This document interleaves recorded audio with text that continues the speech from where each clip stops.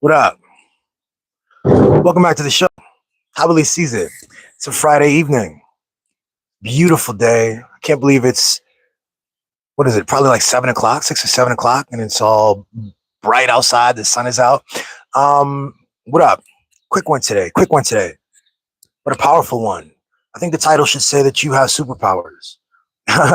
Okay, and we're continuing the conversation we've been having about authenticity, about genuineness, about shedding stories, about understanding that in order to find our genuine self and to really understand what's true, we have to be authentic, and that authenticity will invariably come with shedding stories that we've been told. The only reason we find ourselves being inauthentic at times is because of expectations and demands put on us all throughout life as a child and into adulthood.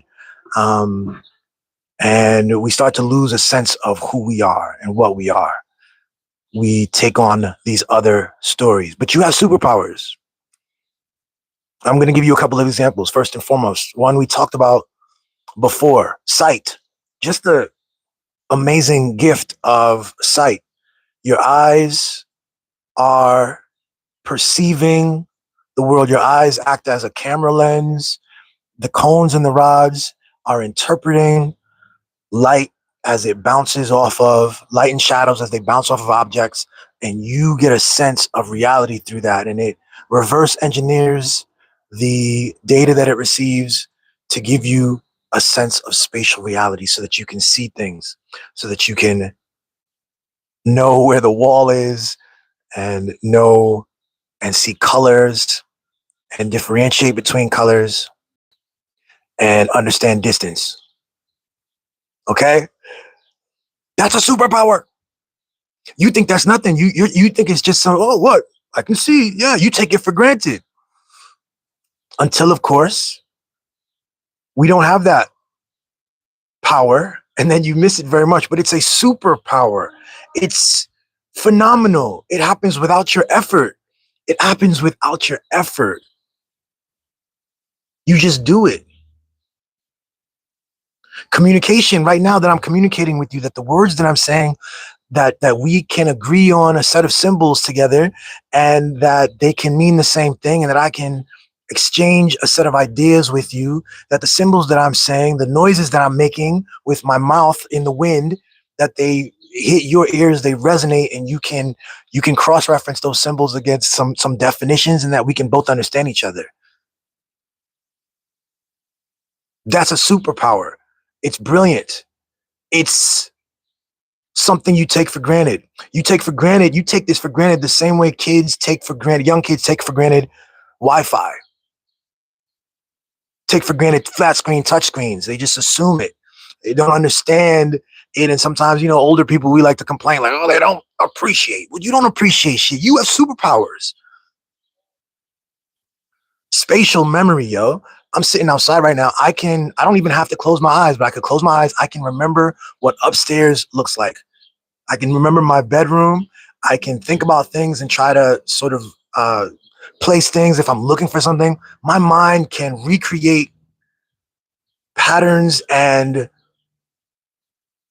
time and space, and I can relive something or carry myself in my mind towards a place that I want to give focus to. And so can you, and you've been doing it. And this amazing superpower skill is made even stronger when you combine not just like, spatial memory, but it's combined with something emotive, something emotional. Like I can remember my high school football locker room. I can remember going to locker rooms for away games. I remember the whole deal, I can walk myself through that whole space and on the field and all that stuff through my spatial memory, because it's just something that I can do. It's just something that we all can do. And, it's important to do this because it's important to remember this because we, again, are constantly being bombarded with stories that want to tell us that we are not powerful, that we are that the human condition is a simple kind of, I don't know, we're just kind of flesh sacks with bones, and you know, there's really nothing too magical or brilliant happening. Just keep going to work and keep it doesn't let you appreciate what the fuck is going on. We get a dull story. We get a dull story. I want to remind you that when I do these episodes, I am not pointing to things. When I say that you have superpowers, I'm not telling you something crazy or esoteric, something outside of reality. I'm not making anything up. I'm talking about things that are. You can go back to this video and replay it. I will not be telling you a single lie today. I will not be articulating anything that isn't true. But you've been given a set of stories and labels about your life and about what is, such that things that are brilliantly super and powerful are considered mundane to you and boring, and you don't give them the appreciation that they deserve. So one of the craziest and most interesting and obvious points of this is the five senses. The five senses. Our biology books taught us about the five senses. Our science books in middle school, high school taught us about the five senses. They taught us about our five senses. What? Touch, taste, smell, sight, and hearing. Okay? Five senses. Well, that's not true. You have at least 22 plus senses. The five senses was a story. It was a story that was given to us.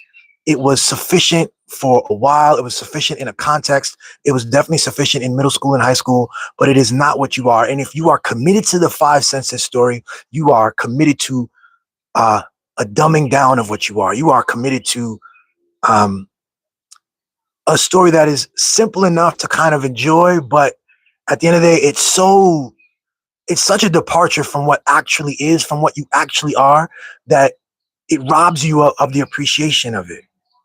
So I said this yesterday about the five senses and about these other senses, and I said that yesterday. And so today, I have a couple of them down because I went and Googled them. And what's considered the sixth sense is something called proprioception. Proprioception. It is considered the sixth sense, and it points to your ability to know and understand without having to think too much your spatial positioning. You know where your legs are and your limbs, your shoulders. You can walk through crowded areas, and without having to look at your limbs and look at your feet, for the most part, look at your hands and your shoulders, you know where they are, and you can avoid bumping into other people and bumping into walls and bump into things like this. It's called proprioception. There's another word, another sense called interoception. And this has to do with internal signals. It has to do with hunger, pain, your body temperature, that your body internally has sensors that can identify things like hunger, like its own needs, things like thirst.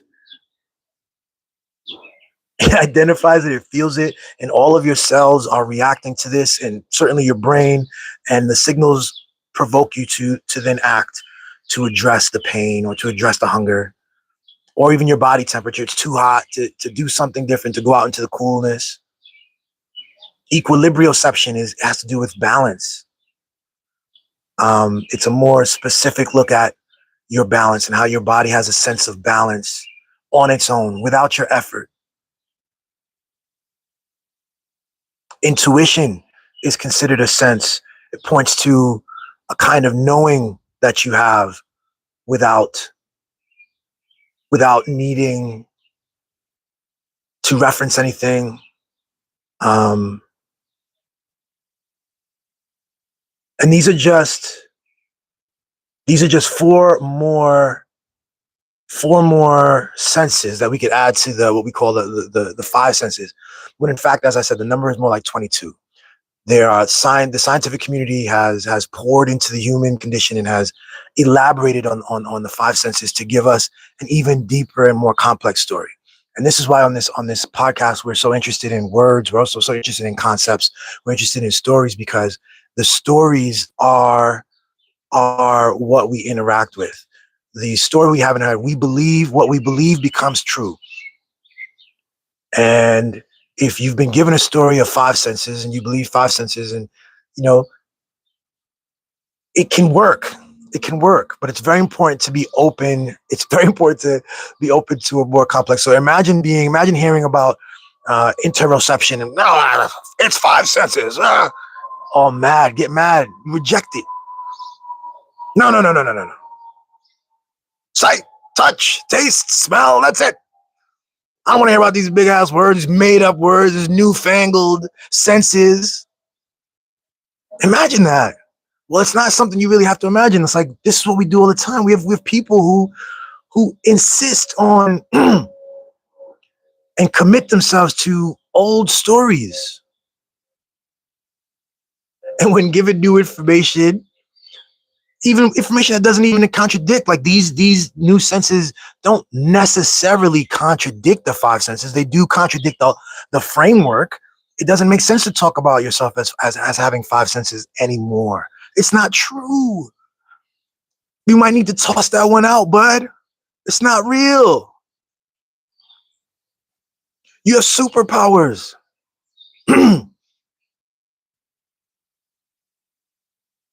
You have superpowers. Your breathing, your uh, respiratory system is insane. It works in conjunction with the oxygen and the carbon dioxide of the external world. There is an exchange happening with us and the plants around the world, around us, and the air. This thing that people used to think air was sort of empty space, but we now understand that air is itself something. It is a thing that it has, you know, I don't know, is the word matter appropriate here? I don't know, but it's not a nothing. It's not a nothing. It is itself a thing. That had to be learned, and that had to be accepted as a truth. But anyway, your respiratory system is doing all this stuff and you're breathing and you don't think about it, man. I keep saying, imagine if you had to think to breathe. Imagine if you had to remind yourself to breathe and you had to do something active. And of course, you can actively breathe, and you should at times engage yourself in breath work, active breathing. If you're an athlete, you might need to take in more oxygen, and so you might take on, but you don't have to. It does it on its own. That is a superpower, and you don't appreciate it. You don't appreciate it because you don't appreciate shit. You like these fucking kids. You know, they don't appreciate incredible Wi-Fi. Back when I was growing up, we had to go and plug and do the dialing joint, and then we go make all that noise, and then you get on the internet, and it would take 2 minutes to get on the internet, and the internet was mad slow, and y'all got Wi-Fi like that, and you don't appreciate it. You don't appreciate the brilliance of your eyesight and what it means and how it does it naturally for you without your effort, and it frees you up to then, instead of having to focus on doing something to see, all you have to do is kind of turn your joints and look, and then all this stuff happens on its own so that you get the information that you need so that you can be free to then make choices and to walk that way or to go here or to be, to say that you are freed up by a whole series of magical systems, cells, organs, phenomena that support you without your effort.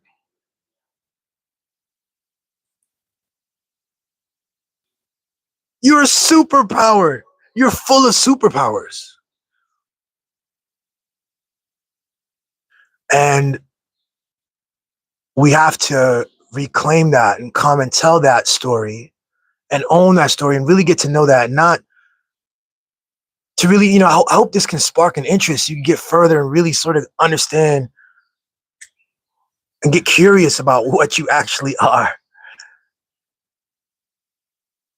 And when you become curious about what you actually are, those other stories can't hold. The story of the human meat suit that's just on this planet for some reason, evolved from apes, detached from everything else. It just doesn't make sense. It's just not true. It can't hold when you look deeply. And I I'm excited to do this episode. I think it can be the start of like really more examination into this. And it's important because part of what keeps us from appreciating what is and seeing and experiencing our power, part of what limits us and undermines us are these incredibly persistent stories that we've been told that we all seem to agree to. Um,